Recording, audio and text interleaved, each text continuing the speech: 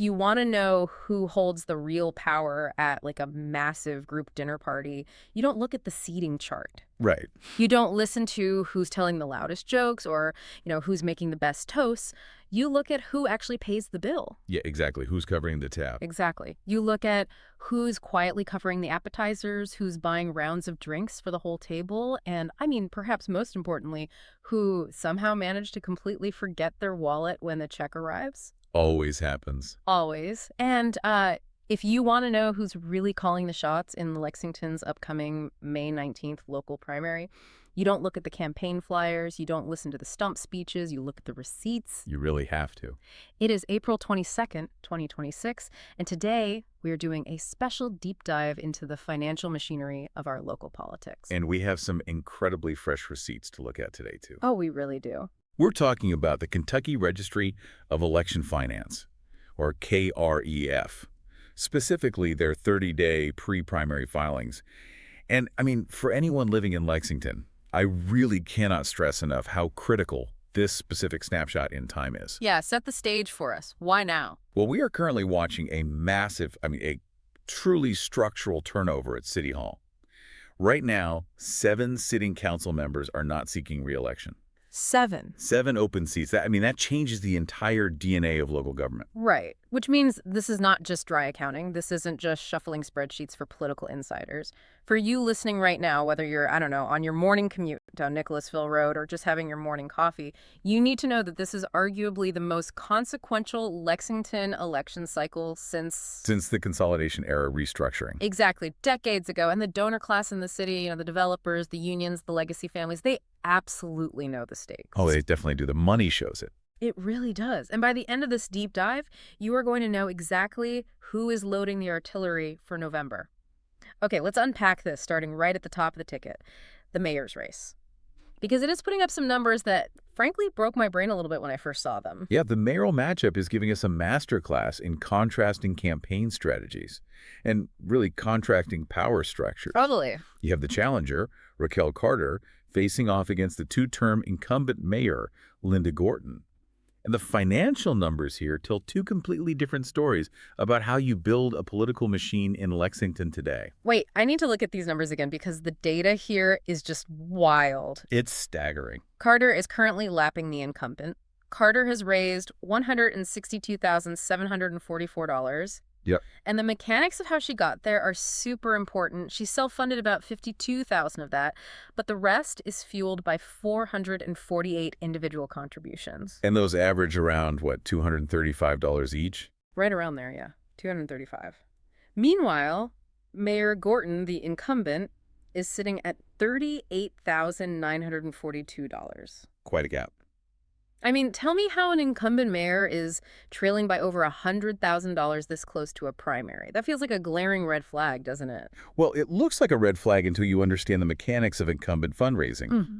Gorton's numbers might look low, but they represent a very specific kind of late awakening. Okay. It's fueled by massive max-out checks.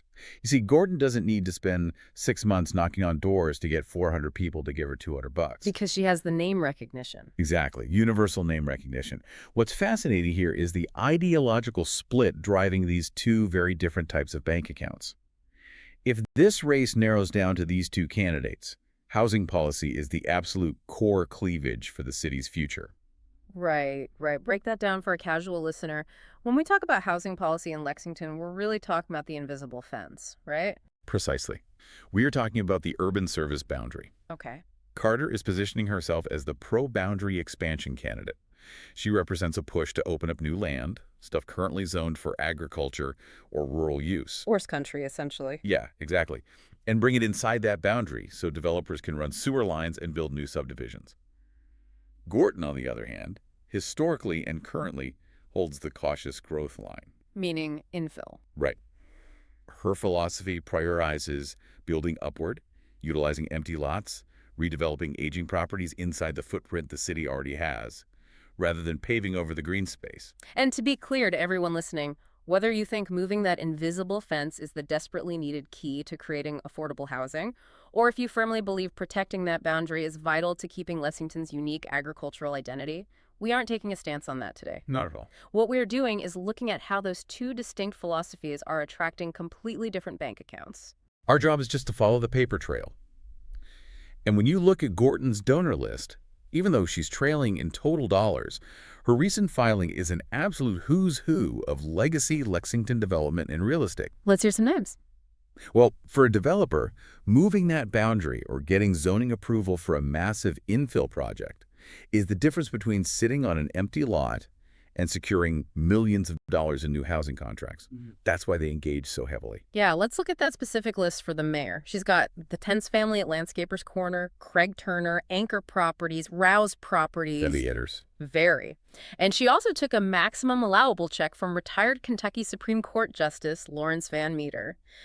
When you look at this receipt, it's the classic incumbent establishment donor base. They arrive late to the dinner party, but they write the maximum allowable checks the second they sit down. It's a highly efficient way to fundraise. And, you just mentioned Justice Lawrence Van Meter. That is a name we really need to trace. Why is that? Because that establishment bluegrass money isn't just playing in the mayor's race. It is moving across the entire map. Ooh, let's follow that thread, because it leads us straight into District 3. This is Hannah LaGurse's open seat, and the money here is jaw-dropping. Oh, it's unheard of for a district race. Right. Griffin Van Meter, the co-founder of Kentucky for Kentucky, dropped a staggering $117,977 in a single reporting period. That is the single largest district haul of the entire election cycle. And frankly, it is an astronomical amount of money for a local district race before the primaries even happened. His donor list is practically a roll call of the bluegrass, legal, and equestrian establishment. We're talking Airdrie Stud. The old guard equestrian wealth. Exactly. Lowenbaum Law, max outs from the extended Van Meter family. And then you look at his opponent in District 3, John Larson. And Larson has reported exactly $0. Yes, zero. It's the ultimate preemptive strike. Well, in local politics, when a candidate posts nearly $118,000 before the primary, it isn't just about paying for mailers or yard signs.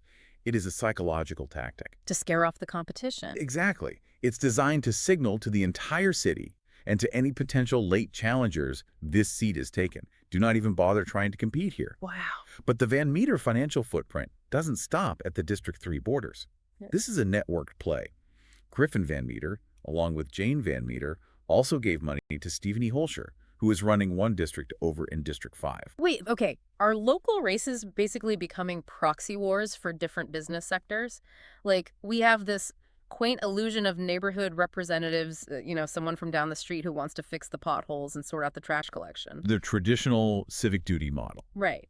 But it looks like different industries are actually just trying to buy a controlling number of shares in the city council's boardroom. If we connect this to the bigger picture, the answer is leaning heavily toward yes. What we are seeing in the KREF filings is development and real estate money actively consolidating behind a slate of candidates. So not just one or two people. No, a whole slate. You look at Gorton for mayor, Van Meter in District 3, Michael McLaughlin and Nicholas Wolter in District 5, and Richard Maloney over in District 11. Maloney's got quite a bit too, right? Oh, yeah. Maloney has over $22,000, largely from an engineer, developer, and banker coalition. These candidates all pull from overlapping real estate and construction networks. Interesting. If housing policy and zoning truly define Lexington's future over the next decade, this financial coalition is positioning itself to move together as a voting bloc on the council. Okay, here's where it gets really interesting. You just mentioned District 5, and if we're talking about boardroom buyouts, District 5 is where three distinct corporate armies are clashing. It's the most competitive district right now. Easily. But before we get to the candidates, we have to talk about the underlying absurdity of this specific race. The pay issue. Yes. Liz Sheehan is the incumbent retiring from this District 5 seat. And when she announced she was leaving, she explicitly cited council pay as a systemic barrier to serving. She basically said, I cannot afford to do this job anymore. And she's not the first to bring this up. The compensation for a Lexington council member has long been a serious point of friction. On paper, it's structured as a part-time job. Right. Paying somewhere in the mid-30s, right? Exactly. But the demands of a growing city, the committee meetings, the zoning hearings, the constituent calls, it makes it practically a full-time commitment. The pay simply hasn't scaled with the workload. Which means only certain people can do it. Right. It severely limits who can afford to run and who can afford to serve to essentially retirees, the independently wealthy, or people whose business interests directly benefit from them being in the room. Okay, pause. You're telling me that these three candidates fighting to replace her raised over $62,000 combined in a single reporting period to win a job that barely pays enough to cover rent and groceries in this city. That math makes absolutely no sense. Why would anyone spend 60 grand for a $35,000 salary? They do it because of the leverage the position holds.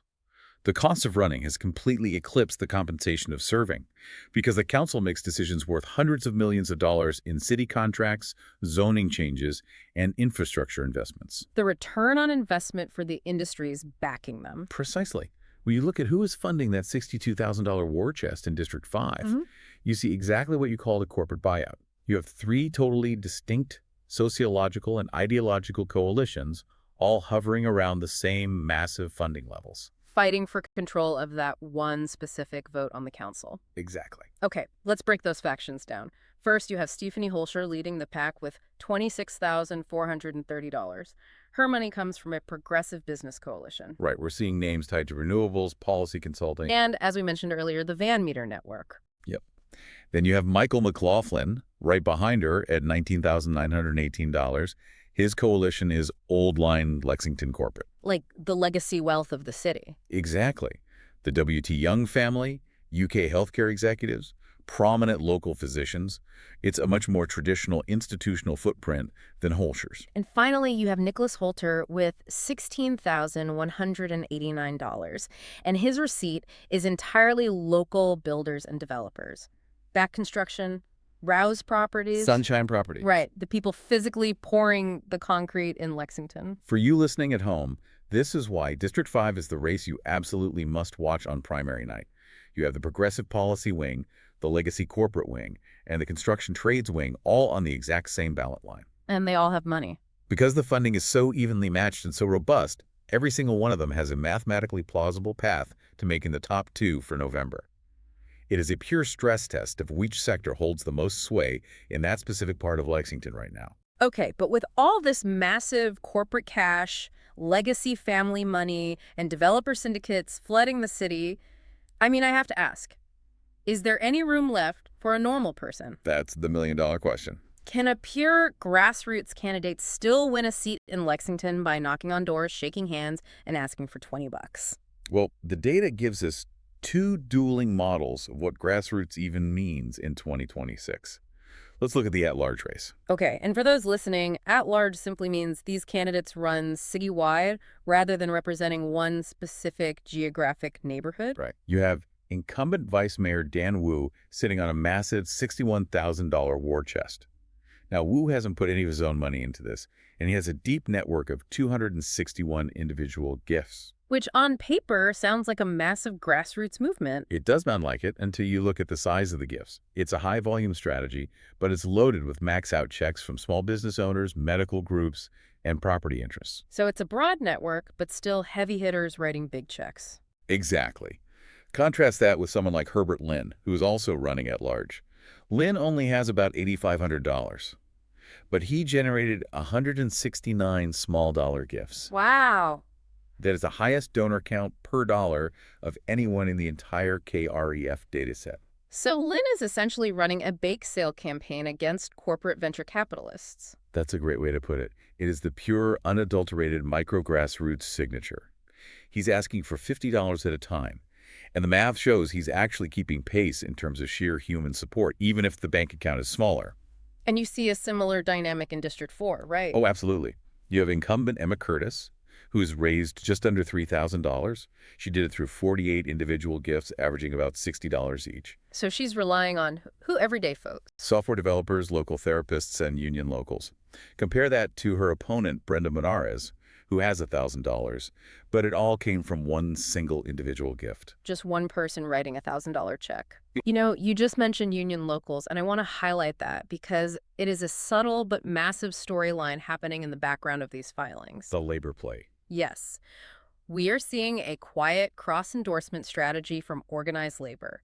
Leah Una Local, 1819, the Laborers International Union of North America, they didn't just give to Emma Curtis in District 4, they also gave to Tina Bryson over in District 6. And District 6 is arguably the biggest surprise surge of the cycle. Tina Bryson went from having $537 in the bank to over $15,000 in a single reporting period. That's a huge jump. Huge. Now, some of that is material family money. She received over $4,000 from the Hutchison family and money from her son. But she also strategically layered in support from LiUNA Local 189 and regional CEOs. Why does a union endorsement matter so much in a local race? Is it really just about the $1,000 check they write? Not at all. The check is secondary. When a union like LiUNA backs a candidate, it's an army of door knockers. It's boots on the ground that money cannot always buy. Ah, the human capital. Exactly. In a local primary, voter turnout is notoriously low, sometimes hovering around 15 or 20%. If a union has several hundred members who all pledge to show up and vote as a unified bloc, they can literally flip a district election. So that's how Bryson went from being a dormant candidate to an incredibly credible threat against her opponent, Tyler Piles. Basically overnight, because she combined family capital with organized labor muscle. So if you're a political consultant looking at all this data, what's the takeaway? This raises an important question. What is the most effective theory of winning a council race in Lexington right now? Is it Herbert Lynn's micro-grassroots model, grinding out $50 checks from hundreds of working-class voters? Or is it Dan Wu's large-volume business network strategy? Right. Is it Tina Bryson's labor muscle approach? Or is it the sheer gravitational pull of the big family checks and developer slates we see in the mayor's race in District 3? I mean, we won't really know the answer to that until the votes are counted. But that brings us to the ultimate question for you, the listener. So what does this all mean? Why does a deep dive into campaign finance spreadsheets actually matter to your daily life in Lexington? It matters because your May 19th ballot isn't just a list of names. It is a menu of very different visions for Lexington's future. So true. It's a choice about our housing density, whether our urban service boundary expands into the horse farms or stays put, and what kind of workforce and development we prioritize. And as we've seen today, those different visions are being funded by entirely different types of checkbooks. And again, we are simply following the paper trail here. We're not endorsing the progressive agenda, the corporate agenda, the expansion agenda, none of it. Our goal is to empower you to understand the engines that are driving these campaigns before you walk into the voting booth. Yep. We want you to see the mechanisms underneath the campaign slogans. The money shows you who is in the car with the candidate, and often it shows you who is secretly holding the map. Oh, I love that analogy. That's perfect. But before we wrap up, I want to leave you with one final, slightly unsettling thought to mull over. We've spent this whole time talking about where the money is flowing, but the loudest part of this data might actually be the silence. Ah, you're talking about the missing candidates. I am. We have candidates officially listed for the November ballots, like John Larson in District 3, Matt Minyard in District 9, and actually both candidates running in District 8, Amy Beasley and Trey Hughes. Yep. And as of this latest KREF filing, they have reported absolutely $0 in fundraising. Nothing. Which makes you wonder, what happens to local democracy when major general election races have candidates who are financially completely silent? Are these races effectively decided before a single vote is cast because one side bought all the air in the room? Or is there a completely different, unfunded, grassroots guerrilla strategy at play that we just haven't seen yet? It's a stark contrast that highlights the broken economics of local politics. In District 5, they're spending $62,000 for a job that barely pays a living wage, and in District 8, neither candidate has apparently spent a single dime to reach the voters. It really is wild when you put it that way. It brings us right back to that massive dinner party we talked about at the beginning. We know who bought the appetizers. We know who is covering the drinks for the whole table. But we also have a few people sitting at the table who completely forgot their wallets. The question is, will Lexington still let them order dessert on May 19th? We'll find out soon enough. Keep asking questions, Lexington. Keep looking at the receipts and keep diving deep into your local elections. We'll get you next time.